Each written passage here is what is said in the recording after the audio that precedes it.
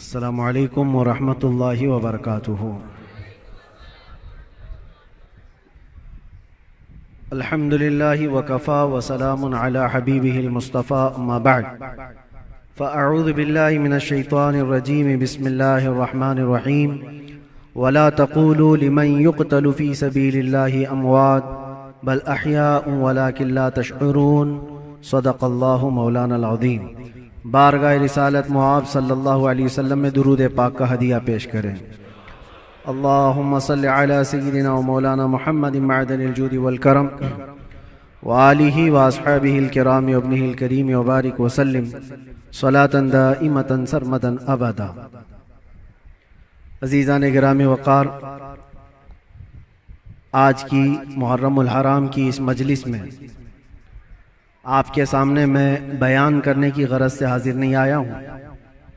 आपके 10 रोज़ा जो मुहर्रम की मजालिस यहाँ पर चल रहे हैं, मामूल के मुताबिक चलते रहेंगे और उससे आप नसीहत हासिल करते रहेंगे। आज जुमा का दिन है, मुहर्रम का ये दूसरा जुमा है। इस जुमा में मैं सिर्फ और सिर्फ बरकत हासिल करने के लिए हाजिर आया हूँ और दुआ करके मैं रुखसत हो जाऊंगा, इसलिए कि सरकार सय्यदुश शुहदा इमाम आली मकाम इमाम हुसैन आज़म रदी अल्लाह तआला अन्हु की बारगाह में खिराज अकीदत पेश करना, दर हकीकत हम उनका मकाम और उनका बुलंद मर्तबा बयान करके अपनी तारीफ कर लेते हैं, इसलिए कि जो उनकी तारीफ करता है अल्लाह उसका मर्तबा बुलंद कर देता है। एक बात याद रखें, हम हुसैनी हैं और हुसैन आज़म अमन का पैगाम देने वालों को कहते हैं। सय्यदुश शुहदा इमाम आली मकाम इमाम हुसैन रदी अल्लाह तआला अन्हु जुल्म के खिलाफ ही तो खड़े थे और उन्होंने अपनी पूरी जिंदगी में ये साबित कर दिखाया है, मौत और हयात सिर्फ इस दुनिया से मर जाने और कट जाने का नाम नहीं है। जो रसूल पाक सल्लल्लाहु अलैहि वसल्लम की मोहब्बत में मर जाता है, अल्लाह उसे हमेशा जिंदा रखता है। आज सिर्फ 2 चंद नसीहतें आपके सामने रखता हूं कि बहुत सारे लोग इमाम हुसैन का गम मनाते हैं कि उनकी शहादत हो गई, करबला में उनके बच्चे शहीद हो गए और उनका पूरा खानदान जिस आजमाइश में मुब्तला था, ये सब बयान करने के बाद रोते हैं, धोते हैं, सब कुछ गम फितरी बात है, जो भी सुनेगा उसको गम होता है। लेकिन मैं ये पूछना चाहता हूं, अगर सही मानों में इमाम हुसैन का गम ही है आप और सही मानों में उनसे मोहब्बत की वजह से गम करते हो, करबला के वाकयात सुनने के बाद आंखों में आंसू आ जाते हैं, तो कभी अपने चेहरे पर नजर डाल करके भी देख लेना, क्या ये हुसैनी चेहरा है या नहीं। गम हुसैन का तो है, चेहरा हुसैन का क्यों नहीं है। बड़ी बात है मेरे अजीज, तुम्हारे कहने में और करने में फर्क नहीं होना चाहिए। जिस चीज की मोहब्बत का दावा कर रहे हो वह हुसैन आजम रसूलुल्लाह की शरीयत और रसूलुल्लाह की सुन्नत बचाने के लिए अपने बच्चों का खून भी कुर्बान कर दिया, और आज हमारे बच्चे, हमारे नौजवान दिन भर न जाने कौन से ऐश में मुब्तला रहते हैं, नशा की जिंदगी, ताश के पत्तों में, शराब की बोतलों में। क्या ये जवानी आपको इसलिए दी गई है? हुसैन आजम का जिक्र सुनने वाला कभी ऐसा नहीं कर सकता कि उसकी नशे से दोस्ती हो, कभी नहीं हो सकता। कभी याद करो कि 3 दिन के भूखे और प्यासे सब्र के उस पहाड़ को। एक बात मैं आपको बता दूं, हमारे बच्चे की उंगली में भी अगर चोट आ जाए ना तो बेकरारी बढ़ जाती है। मैंने देखा है, मेरा 1 साल का बेटा दरवाजे में उंगली उसकी फंस गई थी, उंगली कट गई थी, तो लेकर दौड़े डॉक्टर के पास। डॉक्टर जब सुई से टाके लगा रहा था, बच्चा चीख मार रहा था, चिल्ला रहा था। और सच बताऊं, मजबूत दिल होने के बावजूद भी हमारे पैर कांप रहे थे। बार बार ये दिल कर रहा था कि बच्चे को थाम लूं। डॉक्टर और नर्स हमें आने से मना कर रहे थे, आप दूर खड़े रहिए, इलाज कर रहे हैं। उंगली के टाके देखा नहीं जाते हमसे अपने बच्चे के। वो इमाम हुसैन 6 महीने के बच्चे को लेकर जब यजीदियों के सामने आए, सिर्फ पानी के एक कतरे के लिए, और उन यजीदियों ने दूर से तीर चलाकर इमाम हुसैन के बच्चे को शहीद कर दिया। गले में तीर चला और खून का फव्वारा निकलकर इमाम हुसैन के चेहरे पर लगा। जानते हो मेरे अजीजों, अपने हाथों में उस बच्चे को लेकर क्या उन्होंने रोना धोना किया? नहीं, अल्लाह की बारगाह में पेश किया और अर्ज किया कि मौला मेरी ये छोटी कुर्बानी भी कबूल फरमा ले। क्या इतना जिगर है किसी के पास? एक तरफ भांजों के भतीजों की लाशों को देखना, अपने भाई की, सगे भाई की लाश देखना, बहुत सब्र किया। लेकिन कभी आप सोचते हैं ये सारा सब्र किसके लिए था? इसलिए था कि हुजूर की शरीयत हम तक पहुंच जाए, आने वाली नस्लें सीधे रास्ते पर चल सकें, इसलिए इतनी बड़ी कुर्बानी थी। और अगर आज हमारा नौजवान सीरत हुसैन पर नहीं चल सकता तो फिर वो गम हुसैन मनाने का अहल भी नहीं है, वो करबला सुनने का अहल भी नहीं है। करबला के वाकयात सुनने वाला नौजवान वो सच्ची तौबा करके सच्चे रास्ते पर चलने का अज़म करे तो ही हकीकी मानों में वो हुसैनी कहलाता है। और आपको पता है हुसैन आजम के साथ कौन था करबला में? सिर्फ उनका खानदान। 82 लोग, 82 लोग गए थे, जिसमें से तो 72 के करीब शहीद हो गए। औरतें बची थी, आपकी बहन और आपकी बीवी, आपकी बेटी, या औरतें जब कैदी बन करके जा रही थी। लोग उल्टा सीधा बयान करते होंगे, लेकिन सही मानों में रिवायत यह है कि उन अहले बैत की खवातीन को उस हालत में भी पर्दे में देखा गया है। अहले बैत की कोई औरतें बेहिजाब नहीं थी, वो अपने पर्दे की पाबंदी कर रही थी, जैसे चाहे वैसे। आपको एक बात बताता हूं, जब इमाम हुसैन का सर लेकर के दिमश्क में पहुंचे, दिमश्क में जब पहुंचे तो पूरे लोग सर इमाम हुसैन को देखने के लिए भीड़ लगाए हुए थे। तो उस वक्त हजरत बीबी सकीना जो 9 साल की थी, इमाम हुसैन की बेटी, वो भी चल रही थी। एक सहाबी वहां दिमश्क में रहते थे हुजूर के, उनकी उम्र ज्यादा थी, 80 साल के करीब के थे। उन्होंने पहचान लिया इमाम हुसैन की बेटी को देख करके।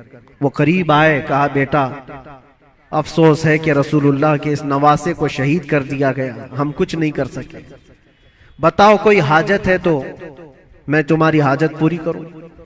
ऐसे वक्त में एक घर, जिसके घर से सब कुछ लुट गया हो, खाने पीने को भी ना हो और कैदी बनाकर ले जाया जा रहा हो, उस वक्त नन्ही सी बच्ची ने क्या कहा जानते हैं आप? कहा, ऐ मेरे नाना के सहाबी, ये जो मेरे बाप का सर नेज़े पर डालकर ले जा रहे, इसको थोड़ा आगे कर दीजिए, ये जुलूस में आगे कर दीजिए। कहा क्यों ऐसा कह रहे हो? कहा इसलिए कि उस सर को देखने के लिए भीड़ जमा हो रही है, और वो सर देखते देखते लोग हमारी इज्जतों को भी देख रहे हैं, हमारी तरफ भी देख रहे हैं, हमारी बेपर्दगी ना होने पाए। जो सर देखना चाहते वो सर देखें, हम तो कम से कम महफूज रहे। उस आलम में भी अपने पर्दे की हिफाजत करने वाली अहले बैत की वो छोटी सी बच्ची पर कुर्बान जाओ। आज हमारी भी औरतें हैं, औरतों को इस करबला के वाक़े से ये सीखना चाहिए कि जितने ऐश परस्ती में दुनिया तुम्हें आज बाहर दावत देकर बुला रही है, मेरी बहनों, ये हकीकी जिंदगी नहीं, इस्लामी जिंदगी ये है कि रसूलुल्लाह सल्लल्लाहु अलैहि वसल्लम के अहले बैत से जुड़े हुए हर खातून ने ऐसी जिंदगी गुजारी है कि किसी अजनबी ने जिंदगी भर उनके किसी चीज को देखा नहीं है। अल्लाह करे कि हमें वो जिंदगियां नसीब हो। बस मेरा ये पैगाम है कि हुसैन आज़म को सुनने के लिए सिर्फ रोना धोना जरूरी नहीं, बल्कि हुसैन आज़म को सुनने वाले को ये अज़्म और हौसला रखना चाहिए कि मैं अपनी ख्वाहिशात को मार करके अल्लाह की रजा के लिए जीऊंगा, अल्लाह की रजा के लिए जीऊंगा। जो बुरी आदतें जिंदगी में आती हैं उसको तर्क करना ये भी एक बहुत बड़ा अज़्म है, एक बहुत बड़ा हौसला है। नौजवानों से मैं गुजारिश करूंगा, आज पूरी दुनिया तुम्हारी तरफ देख रही है।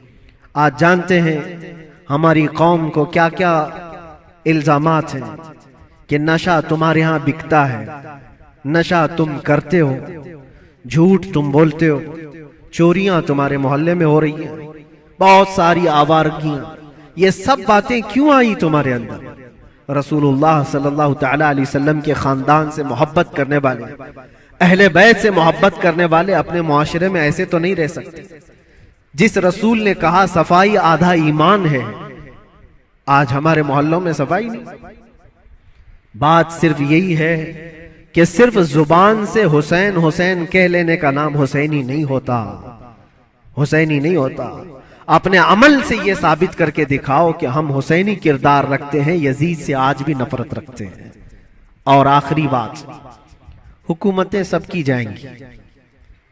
आज जो तख्त पर बैठे हों कल उतर जाएंगे। यजीद 3 साल तक हुकूमत किया, अपने 3 साला दौर में उसने बहुत जुल्म किया, लेकिन तख्ता खत्म हो गया, यजीद मर गया।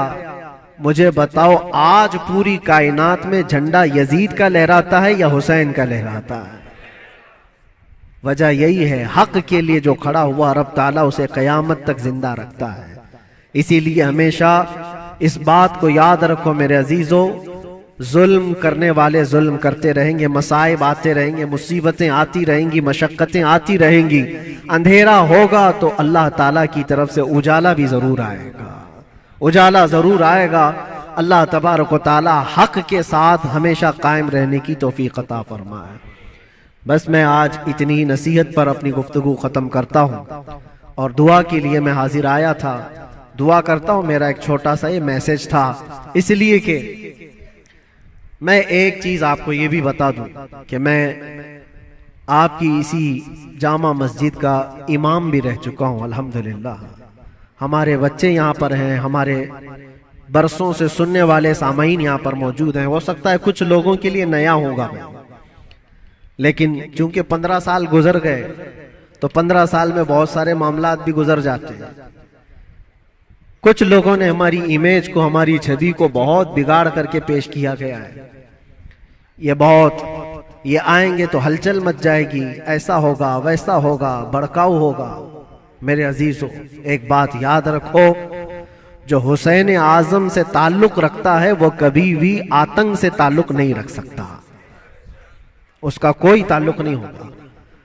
हाँ, जो यजीदी होगा वो यजीद के किरदार के साथ जुल्म कर सकता है, लेकिन हुसैन आजम के किरदार को सीने से लगाने वाला वो अपने ऊपर मुसीबतों के पहाड़ उठा तो लेगा, लेकिन फसाद और फितना मचाने की कभी कोशिश नहीं करेगा। अल्हम्दुलिल्लाह आज मैं ये आपके सामने इसलिए इजहार के साथ कह रहा हूं कि हमारा मकसद किसी भी जगह पर फितना फसाद फैलाना नहीं है, लॉ एंड ऑर्डर को खराब करना नहीं है।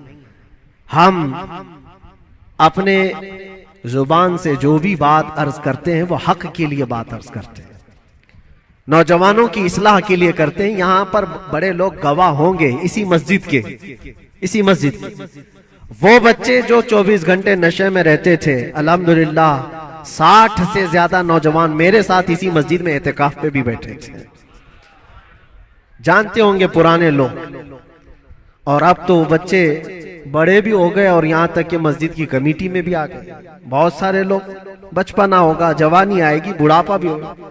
पहले के लोग भी यहां पर जो मुझे जानते हैं, हमारा एक ही मकसद होता है, एक ही मकसद है।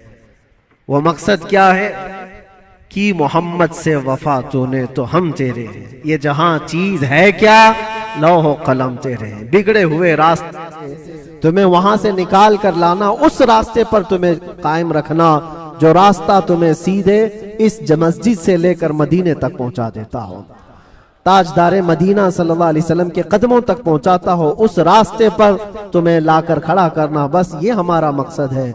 बाकी किसी को जोश दिलाना, किसी को उकसाना, किसी को फितना और फसाद में लाना कभी हमने पहले ना किया था और ना ही करना है। हाँ, अगर किसी को ऐसा लगता हो तो ये उनकी खाम ख्याली है। बस हम तो ये कहेंगे, या रसूल अल्लाह, तेरे गुलामों का नक्शे कदम है राह खुदा, वो क्या बहक सके जो ये सुराग लेके चले, वो क्या बहक सके जो ये सुराग लेके चले। बस आखिरी मैसेज यही है कि मोहम्मद से वफा तूने तो हम तेरे हैं, ये जहां चीज है क्या लौह कलम तेरे हैं, जिंदगी तुम्हारी अपनी नहीं है, ये अल्लाह के रसूल के लिए दी हुई जिंदगी है। मेरे मुर्शिद गिरामी हुजूर ताजुश शरिया बदरुत तरीका रहमतुल्लाह तआला अलैह ये कह करके गए, जिंदगी ये नहीं किसी की किसी के लिए, जिंदगी है नबी की नबी के लिए, ना समझ मरते हैं जिंदगी के लिए, जीना मरना है सब कुछ नबी के लिए। लब्बैक या रसूल अल्लाह, लब्बैक या रसूल अल्लाह, लब्बैक या रसूल अल्लाह। व आखिरु दावाना अल्हम्दुलिल्लाहि रब्बिल आलमीन। फिर किसी मौके पर इंशाअल्लाहुल अजीज आपके यहाँ हाजिर आएंगे, जो भी मामलात होंगे सबको क्लियर करके इंशाअल्लाहुल अजीज आपके सामने बयान करेंगे। अस्सलामु अलैकुम व रहमतुल्लाहि व बरकातहू।